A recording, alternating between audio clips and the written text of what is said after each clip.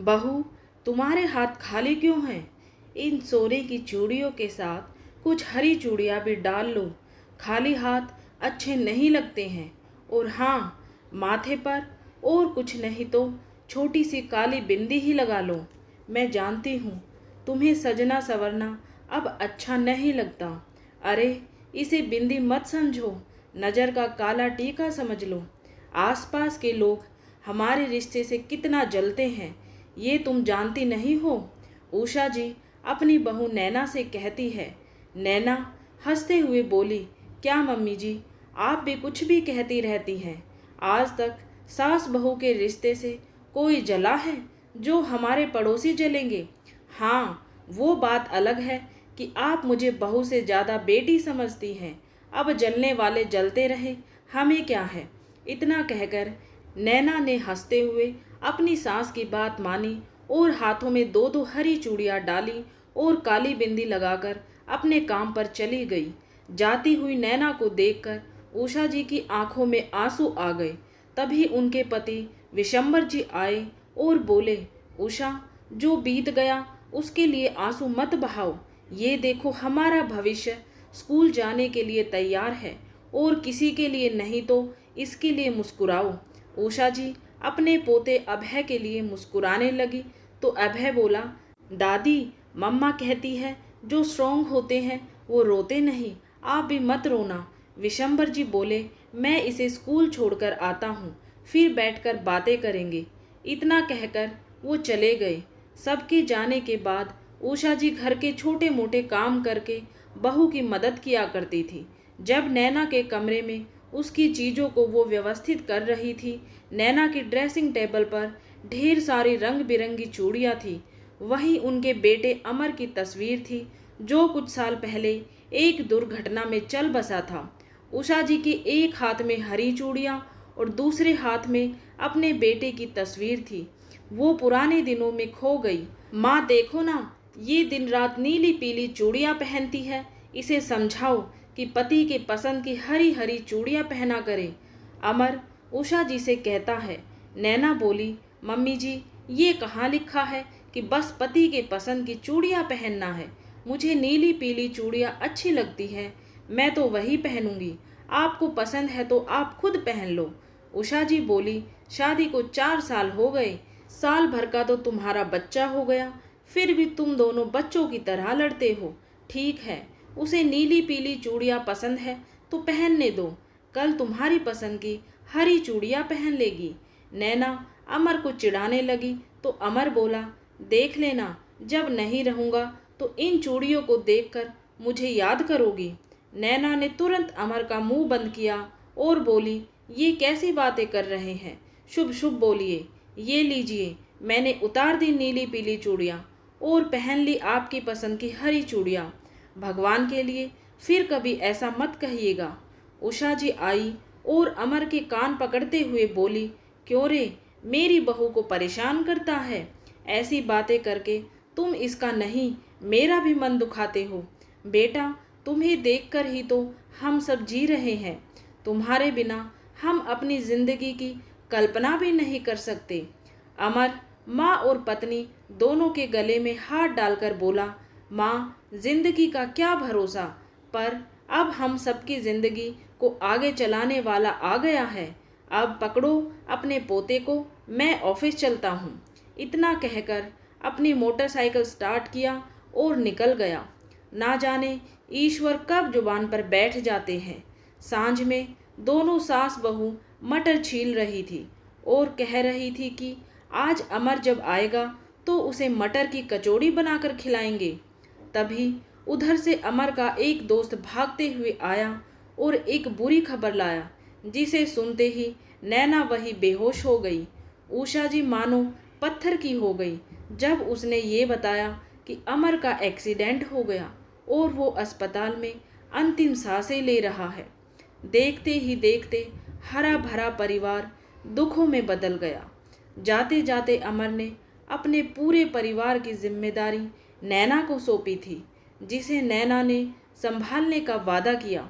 जिन चूड़ियों से नैना को इतना प्यार था, आज समाज के ठेकेदार उन चूड़ियों को भी उतार रहे थे।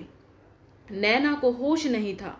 जब उसकी बुआ सास उन चूड़ियों को खोल रही थी, उषा जी पूरे समाज के सामने खड़ी हुई और बोली, दीदी मत उतारिए मेरी बहू की चूड़ियों को, अभी उसकी उम्र ही क्या है। बुआ जी बोली, मानती हूँ तुम्हारा परिवार नए जमाने का है, पर समाज के कुछ नियम होते हैं। उषा जी बोली, मैं नहीं मानती ऐसे नियमों को जो बस दुख की घड़ी में साथ देते हैं। जो नियम हौसला ना दे सके, ऐसे नियम को तोड़ देना ही बेहतर है। जहाँ सब लोग नैना को अभागिन कहकर सांत्वना दे रहे थे, वहीं उषा जी ने हौसला रखा और नैना से बोली, बहू याद रखो, जीवन में जिद, जुनून और हौसला हमेशा बनाए रखना, तभी मंजिल तुम्हारे कदमों में रहेगी, वरना तो दूसरे लोग हमेशा तोड़ने और गिराने के लिए तत्पर रहते हैं। नैना भरी हुई आंखों से उषा जी के गले लग गई और विलाप करने लगी। वहीं उषा जी ने बेटे के गम को भी पी लिया और बहू को हौसला दिया। कुछ घंटे बाद विशंबर नाथ जी के लौटने की आहट से उषा जी अपनी यादों से भी लौट आई। उषा जी के हाथों में हरी चूड़ियों को देखकर बोले, तुम फिर उन पुरानी यादों में चली गई थी। कितनी बार कहा, जो यादें दर्द दे उन्हें याद मत करो। अपने बेटे के उन खूबसूरत पलों को याद करो जब वो तुम्हें कहता था कि मैं नहीं रहकर भी हमेशा इस घर में रहूँगा। विशंबर जी ने उषा जी को हौसला दिया। अब यही तो होता था, दोनों एक दूसरे को हौसला देते थे। कुछ घंटे बाद विशंबर जी पोते को लाने के लिए चले गए। देखते ही देखते सांझ हो गई। नैना दफ्तर से लौटकर आई। आते ही सबसे पहले अपनी हरी चूड़ियों को वो उतारने लगी।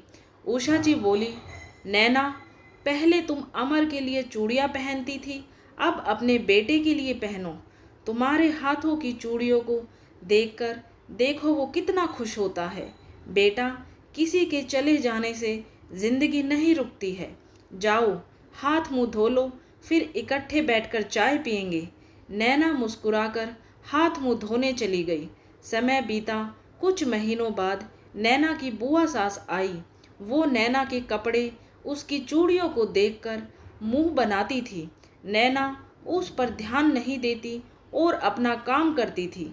एक रोज जब वो दफ्तर गई तो बुआ जी बोली, उषा, नैना को अमर की नौकरी क्या मिल गई, उसके तो रंग ही बदल गए हैं।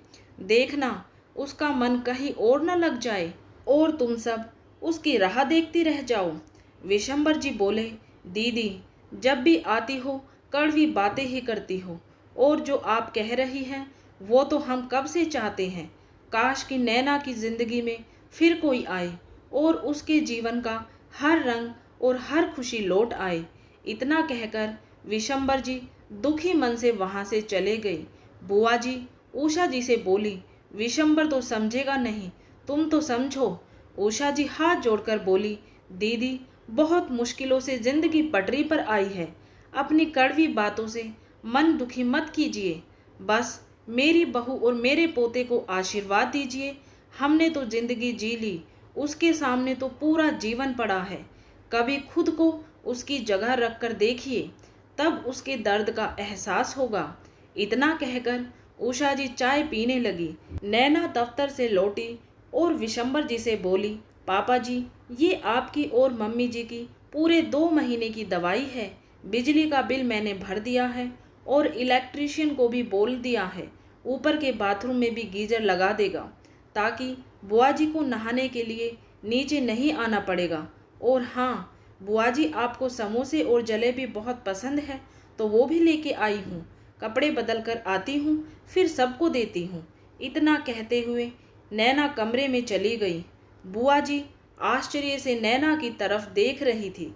विशंबर जी बोले, दीदी देख रही है, ये अपने आंसुओं को पीकर हम सबको खुश करने की कोशिश करती है। थोड़ी देर बाद जब नैना सबको समोसे और जलेबी दे रही थी तो बुआ जी ने उसके हाथों को पकड़ा और बोली, बहू तुम्हारे हाथ खाली क्यों हैं? सोने की चूड़ियों के साथ 2 हरी चूड़ियाँ भी डाल लो। मैं अपने पुराने शब्दों के लिए माफ़ी चाहूँगी, पर तुम्हारे खाली हाथ अच्छे नहीं लगते हैं। बुआ जी की बातों को सुनकर नैना की आंखें भर आई। उषा जी नैना के आंसुओं को पोंछते हुए बोली, बहू, संसार में बहुत अंधेरा है, पर तुम्हें हर पल उम्मीदों का दिया जलाए रखना होगा। तभी तो तुम्हारे हौसले देखकर मुश्किलें भी अपने आप तुम्हें रास्ता देंगी। नैना बोली, जब आप सबका साथ है तो मैं हौसला कैसे हार सकती हूँ, और फिर हम सबके भविष्य को भी तो यही हौसला देना होगा। तभी तो इस संसार के रूढ़िवादी नियमों को ये बदलेगा। हम अपनी सोच बदलेंगे तो देखना मम्मी जी, आने वाले भविष्य में हर किसी की मानसिकता बदलेगी। इतना कहकर नैना ने पहली जलेबी अपने बच्चे को खिलाई और मुस्कुराने लगी। उसकी मुस्कुराहट देखकर सभी के चेहरे खुश हो गए। मित्रों, ऐसा क्यों होता है कि समाज अपनी सहूलियत के हिसाब से अपने नियम बदल लेता है? जो इंसान पहले से दुखी है, क्या आपने नियमों से समाज को उसे और दुखी करना चाहिए, या उनमें कुछ बदलाव लाकर उससे इंसान को खुश रहने के लिए प्रोत्साहित करना चाहिए? आपको ये रचना कैसी लगी, ये कहानी कैसी लगी? अपने अनुभव और विचार कमेंट द्वारा मेरे साथ ज़रूर साझा करें। देखने के लिए धन्यवाद।